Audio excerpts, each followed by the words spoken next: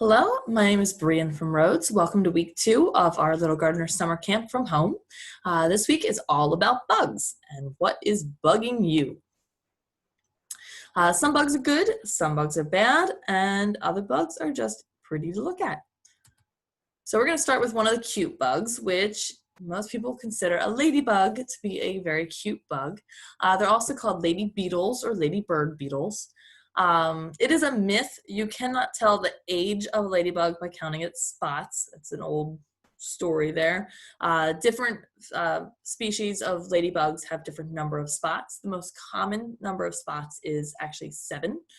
But some of them can have none, and some of them can have up to 12. So there's a big range. There are over 5,000 different types of lady beetles. So it's a big family. Yeah, most of the time people consider it as like a traditional thing. It's good luck if a ladybug would land on you. And as far as the ladybug goes, this here is actually their head. Okay, they kind of have these big white spots that are kind of like fake eyes to kind of scare away predators, making them seem bigger. And the red color of a ladybug would also tell predators that they don't taste very good. So it kind of keeps people away. So bright colors in nature is usually a warning sign. So that's what is with the ladybugs. And their favorite food is aphids. Now, ladybug larvae, which is one of the early stages of ladybug, are actually going to be bigger eaters of aphids than the adults. So the ladybug life cycle, a ladybug starts as an egg and then turns into a larva, then goes into a pupa, and then into the adult stage. So both the larva and the adult stage eat primarily aphids, mealybugs, scale, all kinds of small little insects that are going to go after your plants. So these are actually a very beneficial bug. The larva might look a little bit creepy, but it's actually a very good insect to have around. What are aphids, you might ask? This here is an aphid. So they're very small. They can be green, yellow, red, orange, black. I mean, there's a whole slew of colors that they can come in. Most of the ones that you generally see, I would say most common, is going to be more of like a yellow or a green kind of color. And they're usually right up at the top of your plants, up by where the new growth is. That's where most juicy. And aphids are true bugs, which means they are going to want to suck the juices out of your plants, which is why you don't want aphids. And what makes ladybugs so beneficial is that the ladybugs will get rid of these bad bugs. Now, aphids are unique in that they can clone themselves. So the female aphid will give live birth to replicas of herself as babies, and then they reproduce that way. Most insects will reproduce by laying eggs. So that is something different that is with aphids. You see ants down here in this picture. Ants will actually protect aphids quite often because they feed on the honeydew, which is the secretions that aphids have coming out after they feed. So all those nice juicy things, some of that sweet juice comes back out of the aphids, and that's what the ants actually feed on. And so they will actually protect the aphids from other predators because they will actually kind of almost keep them as pets and milk them. All right, so then leads us right into ants.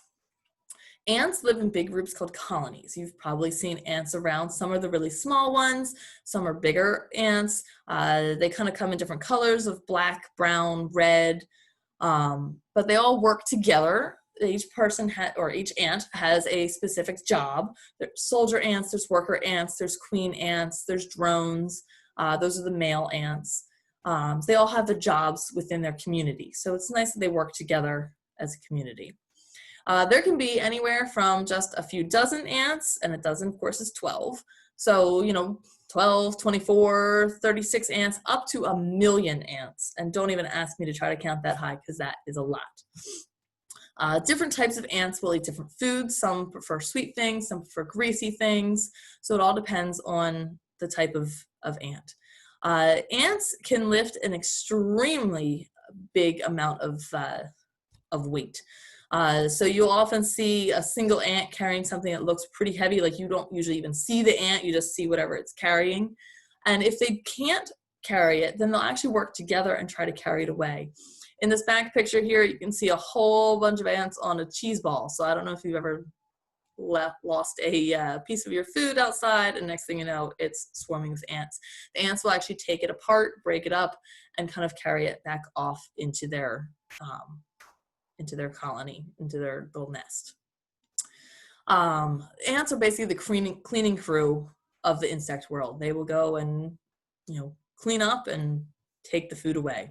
Ants have been around for 130 million years. That's a really long time ago. And they've actually evolved from a wasp-like ancestor. So that brings us to wasps.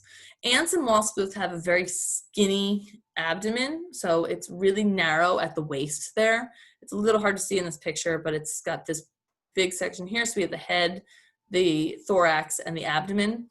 And the connecting piece right here is its little waist, and it's a really skinny little line in between these two pieces. This is actually a bald-faced hornet, which creates a nest like this. I don't know if you've ever seen any big papery nests in a tree, but wasps tend to have smooth, shiny bodies and a very skinny waist. Very aggressive, so wasps and hornets are aggressive. So in this hive, you will see all these little honeycombs, or they're not honeycombs, these little combs. So they have all these little areas, and inside is where they lay their eggs and is where the larvae grow up. So it's their colony and things like that, which is very similar to a honeybee and how they work. So bees and wasps are actually very similar. Mud wasps, sometimes if you've seen up in the corner of a house, there'll be a little patch of mud with a hole in it. That's a mud wasp. They will actually take insects that they prey on and put the insect covered up in mud and lay an egg in there. And when the egg hatches, the larva will actually eat the insect. So it gives the larval stage of a wasp its food. So that's how mud wasps, they're more solitary, end up living. And yellow jackets tend to make their homes in the ground. So there's really nasty yellow jackets that attack at any summer picnic, go after your fruit juice and things like that. Those are yellow jackets. Those and the bald-faced hornets are particularly nasty, but the yellow jackets will make their homes in the ground. Wasps can sting multiple times, which makes them different, of course, from bees. So bees can really only sting once. Once they sting you, their stinger actually comes out, and most of the time the bee will die. But that being said, don't need to be afraid of bees. Bees will really only sting you if they feel threatened. So as long as you're not going up and having, a big giant foot about to crush it, or about ready to sit on it, which is even worse, you're usually going to be fine from the bees. They're really just looking to pollinate. So you can see this bee on this flower. On the back of its legs, they start to collect the pollen. So if you've ever seen on a bee, big yellow clumps on the back sides of it, that's all the pollen that's collecting. It's going to bring that back to the hive and then produce food. That's what bees eat. Honeybees are distinct in that they actually will turn the nectar and pollen into honey, which of course is great for us because we like to share in their honey. There are a few bees that are solitary. Some of our native bees, which means that they've originated here. Honeybees have actually come from Europe. They are not native to the Americas here. But leafcutter bees and mason bees are more solitary creatures. They will just find a hole and lay an egg and a pupa in there, and then it hatches from there. And they are actually better pollinators than the honeybee, amazingly enough, but they don't produce that yummy honey. So you need a little bit of both. Many bees are actually threatened by, there's a tiny little mite, which will feed off of the bee. So between mites and natural pesticides, bees are actually threatened. And so we need to try to protect our bees and learn that they're not scary and we can all get along with bees. Things that we can probably all agree we do not want around and are not quite so friendly are lovely mosquitoes. I'm sure everyone has gotten a mosquito bite or two this summer. I know I have. But the mosquitoes many people think that bees bite. The bee will not bite. They are using the stinger, so they will sting you. Mosquitoes have on their front of their mouth, they have what's called a piercing and sucking mouth. So they have like a needle-like mouth that will come through and actually pierce your skin, and then it sucks your blood up like a straw. Now, the only ones who will actually suck your blood are actually the females. The males will not suck your blood.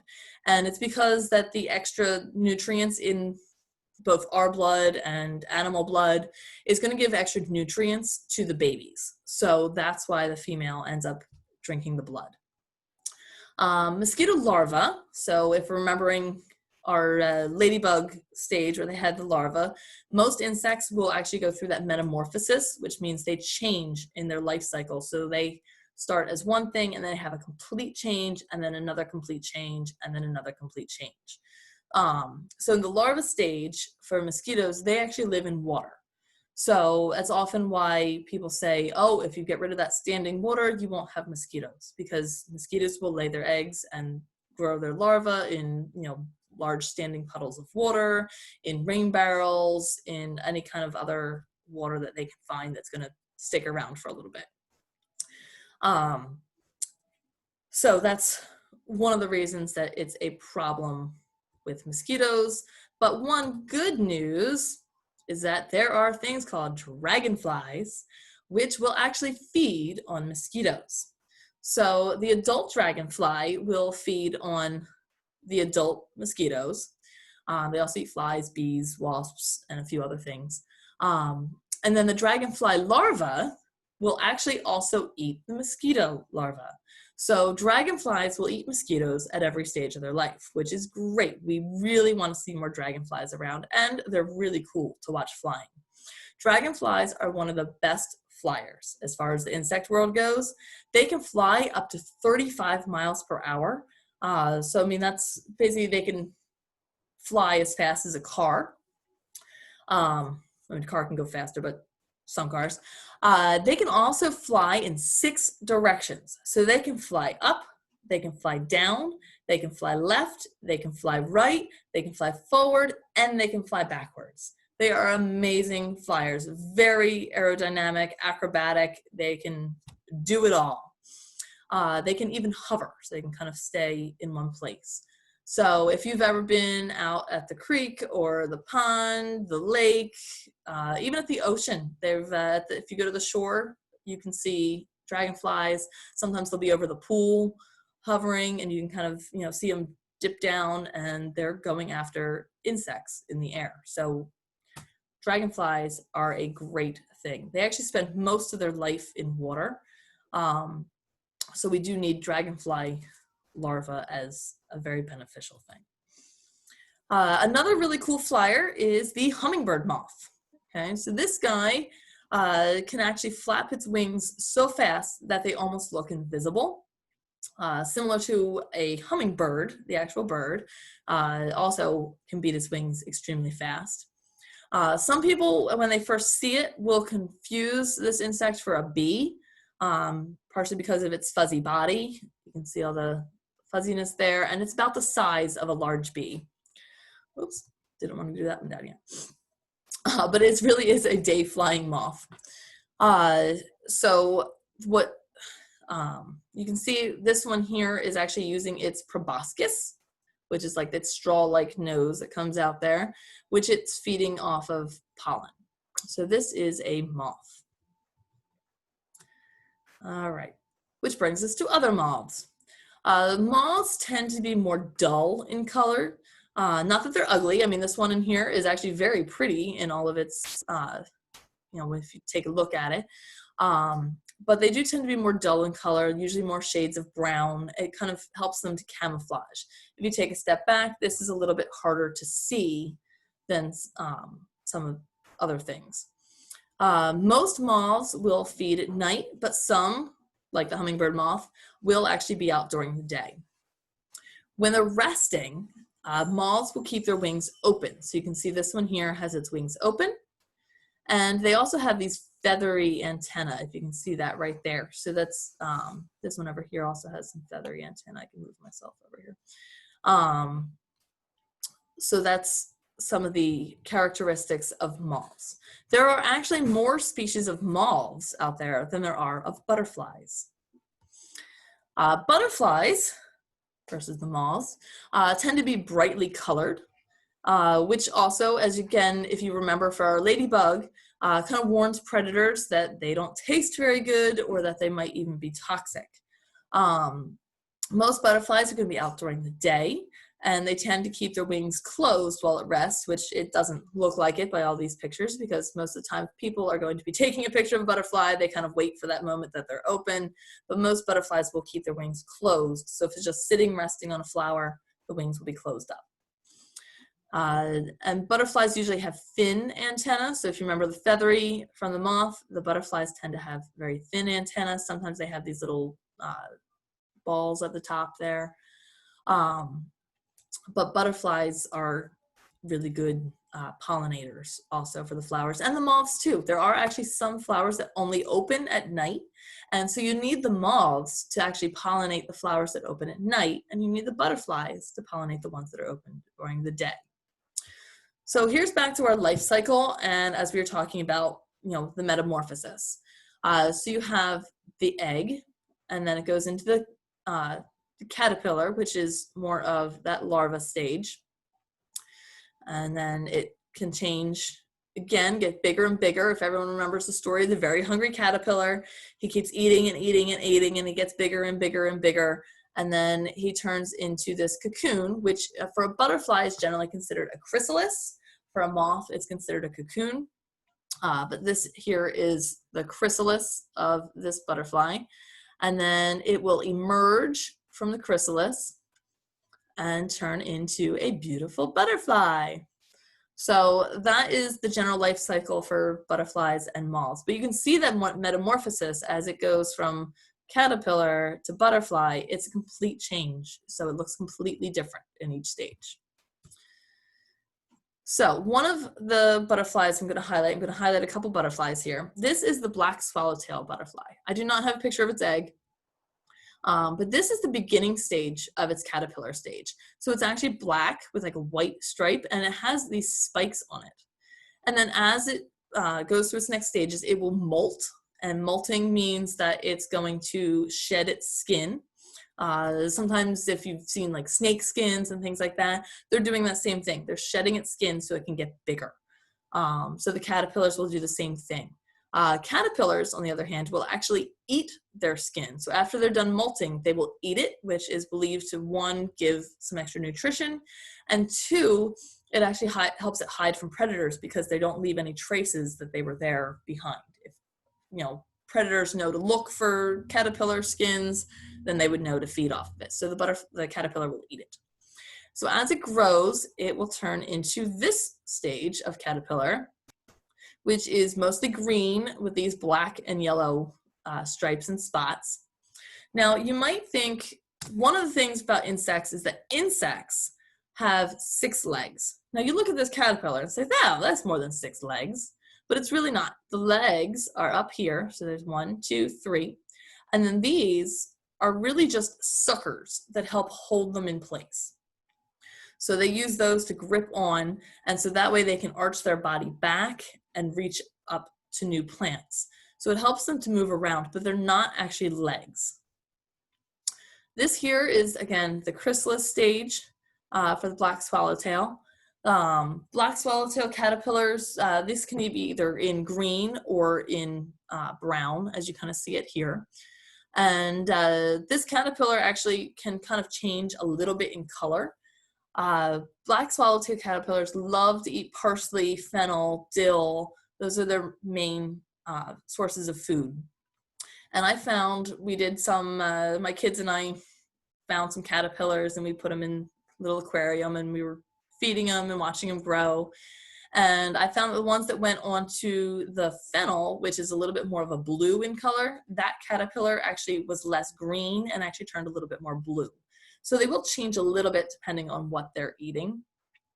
And then depending on where it decides to make its chrysalis will determine the color of it. So if it's on something green, it will be green. If it's on something brown, it'll be brown. It likes to hide. But you can see this little string right here. So it sends out two strings. So from right around this section on the caterpillar, it sends out these two strings that wrap around it and attach itself to its surface. And then as it wraps itself in a cocoon, it almost falls backwards and just kind of hangs on there just like that. So the whole caterpillar is wrapped up in this cocoon right here. Black swallowtail caterpillars will tend to wander to other plants. So I found that out the hard way when we were doing this. I went to water the parsley plant that my caterpillar was happily feeding on, and I left and came back a couple hours later. I couldn't find my caterpillar anywhere. I was looking around. I took the plant into the bathroom to get it to water it because it was the easiest. I just put it in the sink, and then I set it on the back of the toilet to let it finish draining. And I was looking all over for the caterpillar. I finally found it back behind the toilet.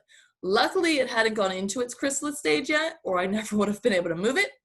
But I was able to pry his sucker feet off of the back wall there and was able to get it back on the plant and get him safely to where we could turn him into a black swallowtail butterfly, which is right here. So this is the black swallowtail. The yellow or tiger swallowtail actually will do a chrysalis similar to this. The caterpillar looks completely different, and it actually has different host plants that it tends to lay its eggs on and feed off of. So different caterpillars and butterflies will need different food sources. The monarch butterfly, which you can see the different caterpillar here. So the monarch butterfly feeds primarily on milkweed, which is Asclepias is the Latin name, but you don't need to remember that. You can try pronouncing it if you would like. But milkweed is the food that they lay their eggs on. It's the food that the caterpillars will feed off of, and it's where they actually create their chrysalis. So the monarchs really rely on milkweed. So we really need to have some more milkweed to attract the monarch butterflies. Monarch butterflies will travel very far. They will actually migrate from up towards Canada all the way down to Mexico. And they take a big, long trip to get all the way up and down the country. So they kind of follow the weather pattern. So a monarch butterfly is an amazing butterfly in its traveling. So their caterpillar is like white with yellow and black stripes, but it does have a couple interesting features. So it's got these antennae here and these antennae here, but they're not actually both antennae. These are its real antenna. These are fake. It does this because that way a predator won't know which way it's going to go. So if a bird is looking to come swoop down and pick up the caterpillar, it could be moving this way, but the bird thinks it's going to be moving this way and it can miss it. So it's a defense mechanism there. Monarch butterflies and their larvae, the caterpillars, taste very bad and can actually be poisonous to a lot of birds. So they usually do not eat them. Again, bright colors. This bright orange gives it that warning.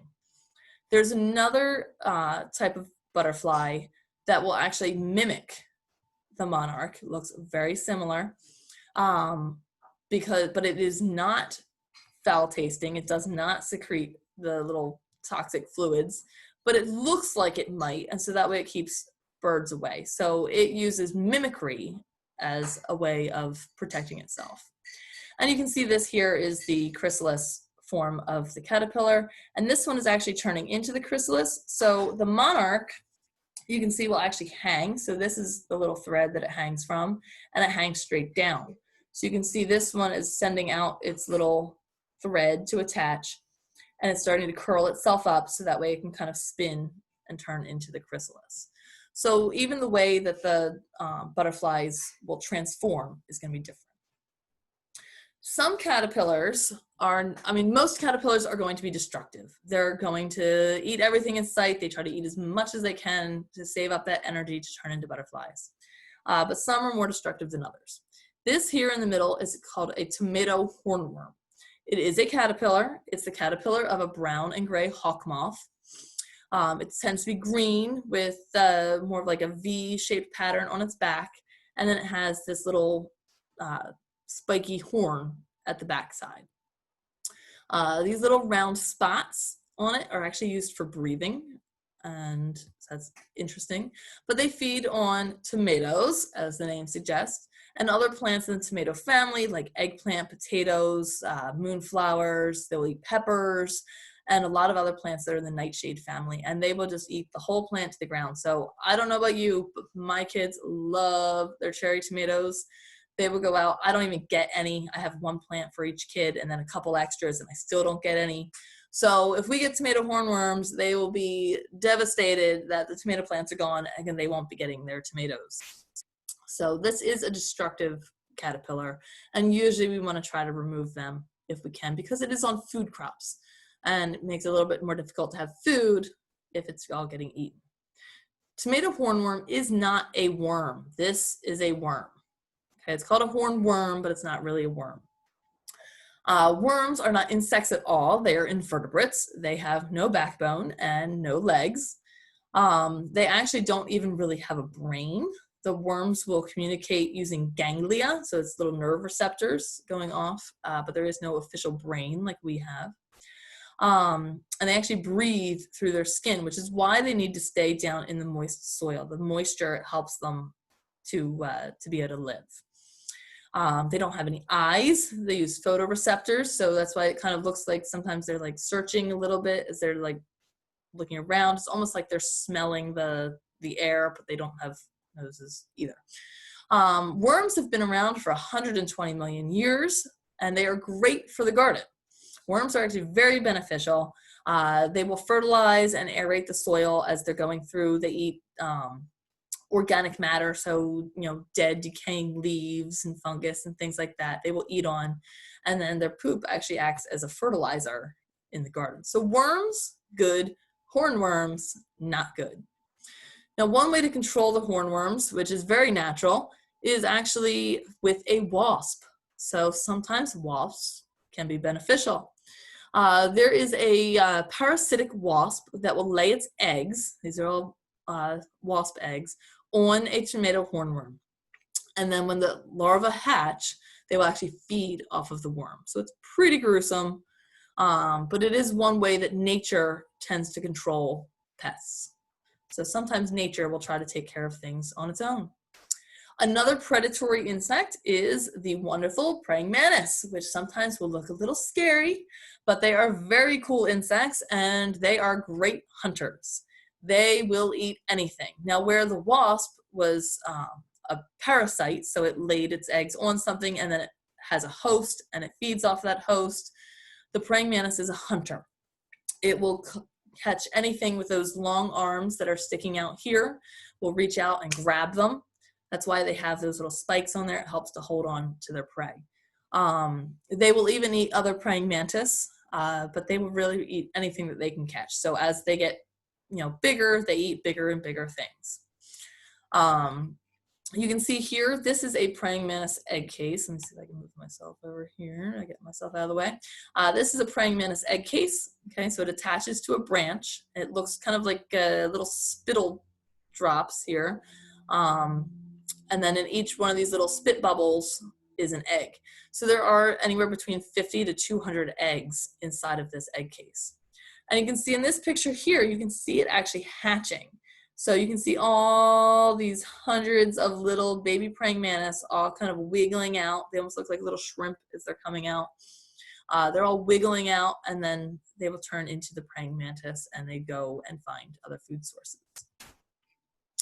Another predatory insect is going to be, well, it's not actually an insect at all, is the spider. Spiders are arachnids. Now remember, insects have 6 legs. A spider has 8 legs. So arachnids have 8 legs. But spiders will also hunt and pretty much eat anything that they can catch. A lot of spiders use webs. So this one here, this orb weaver spider has spun a web, and this spider here has actually caught something and has used its venom to paralyze its prey, and then it wraps it up and it sucks it out later. This one here is more of a jumping spider, so it does not make a web, but it will hide under leaves, or sometimes they'll actually dig themselves little holes in the ground, and as prey walks by, they kind of jump out and grab it. Most spiders have venom, but not all can pierce human skin. So we do not necessarily need to be afraid of all spiders. The most dangerous ones could be the black widow spider and the brown recluse are pretty much the only two that we have to worry about around here. And it's still not super common. So most spiders that you see out there in the garden are going to be completely harmless to you and I. They're just out there collecting bugs. So it might be a little scary when you are taking a walk, and next thing you know, you walk right through a spider web and they're all in your face. But the spiders aren't really going to do you any harm. One thing that will do you harm is going to be a tick. Ticks are actually also arachnids. You can see that they have 8 legs, so that makes them an arachnid. So ticks are related to spiders. Scorpions are also in that family, and mites. So ticks, there's a couple ticks. This one here is a wood tick or a dog tick. They tend to be a little bit larger, and while they bite you and they suck your blood and it's really pretty gross, it's not really going to cause you too much harm. This guy here is the deer tick. You can see it on somebody's thumb there to see how small it is. But deer ticks are the ones that are going to possibly transmit Lyme's disease to you. So anytime that you get bit by a tick, you want to make sure to remove that very quickly before it really has a chance to bite you. Other pest kind of insects out here. I know we've probably all been bothered by flies, buzzing around flies. Flies are very acrobatic in their flight, and some, like this horsefly here, will bite you. There's some biting green flies. Other ones are just more pesky as they buzz and fly around your head. Some of them have the piercing and sucking mouth parts, like the black flies, the horse flies, and even mosquitoes. Mosquitoes are actually related to the fly. And then other flies have more lapping and sucking mouth parts, like the bee flies, fruit flies, and house flies. So they're going to more be drinking the juices out of items rather than biting and chewing that way. But they do have claws on the bottom of their feet. You can see that right here. And that's kind of what makes them be able to walk up walls, to be able to attach themselves to glass, to hang from the ceiling. So it's these little claws at the bottom of their legs that allow them to do that. And they have these very big compound eyes. You can almost see on here that it looks almost like a window screen. Like you're looking, remember when you look out the screen and it's not super clear, but it's just giving them all different viewpoints. That way they can see all around themselves. Flies can actually be beneficial. Things like the bee flies and things like that are great pollinators. And they're actually second only to bees as far as the best pollinators. So of the thousands of types of flies, they are actually better pollinators than butterflies. So there are some benefits to certain flies. This one here is the spotted lanternfly. It's not actually a fly. It's actually a leafhopper. So this is a relatively new insect. You might have heard of it. It's been around for, I think, about 5 years or so. And it's not a fly, but it's a leafhopper, so it can jump.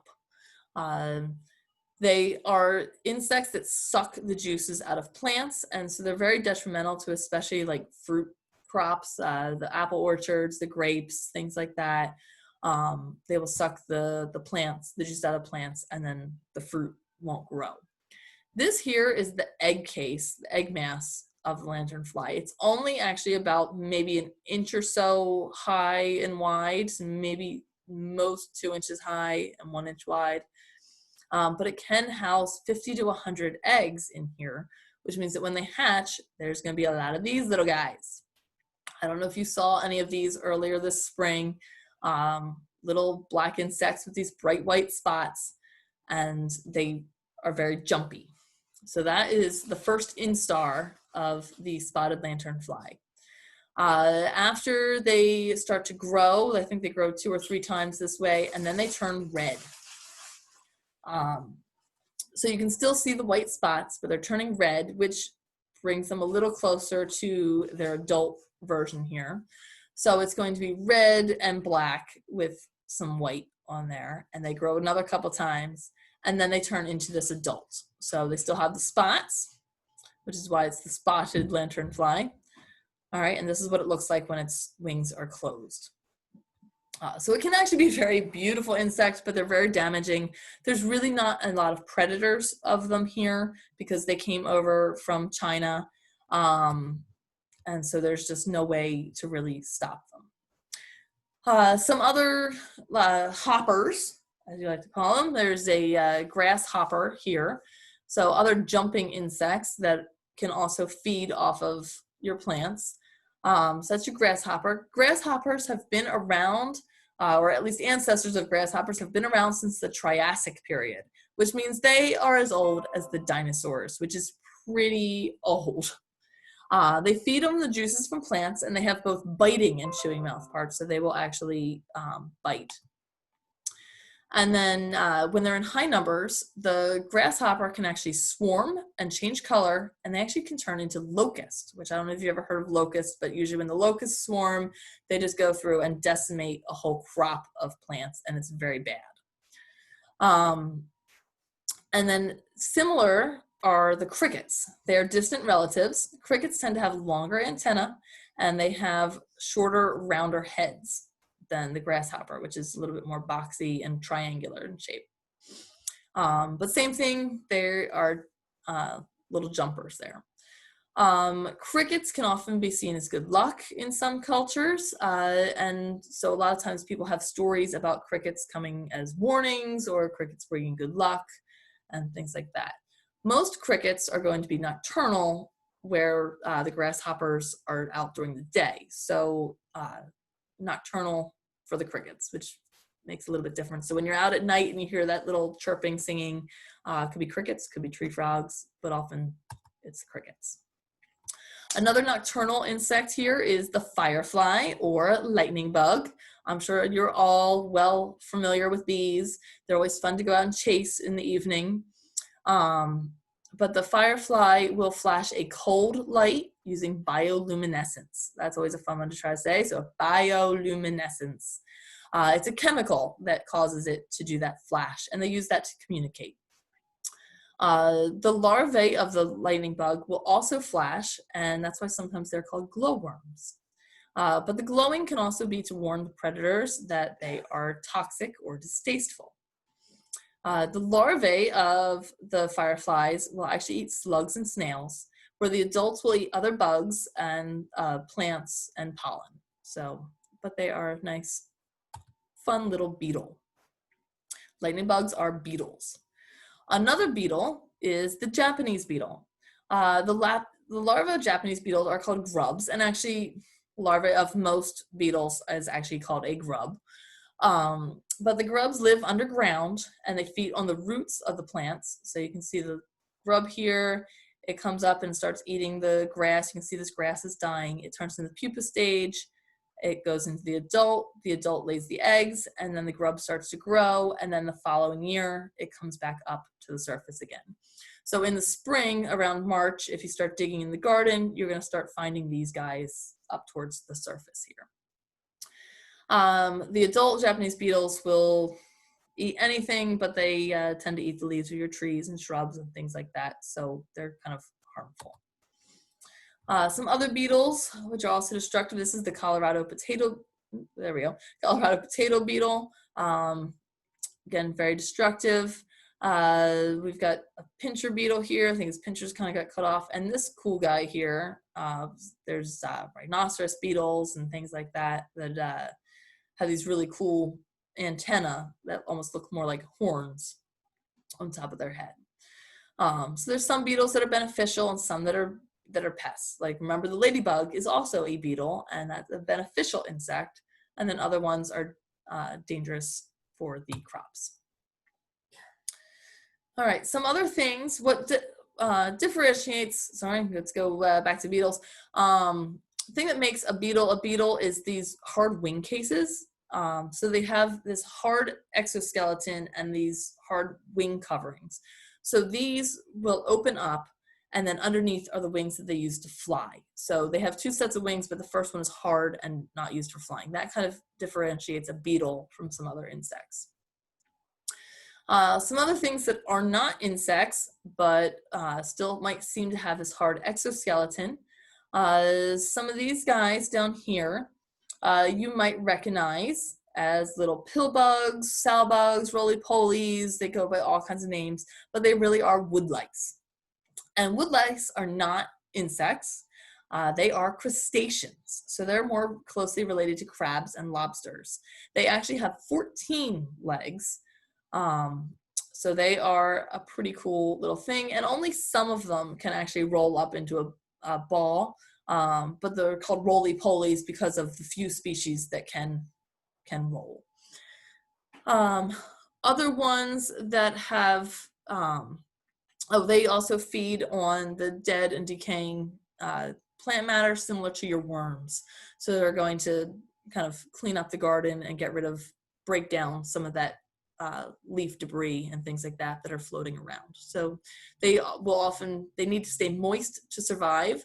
So that's why you'll usually find them if you go and lift up a rock or, something else that's been down. You'll often see them scatter to try to get back underground.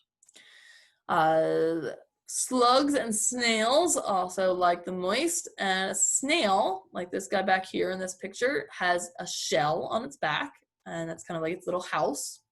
It's really just used for protection, but it can kind of shrivel back up inside of it. And this guy here is a slug. Move myself off of here.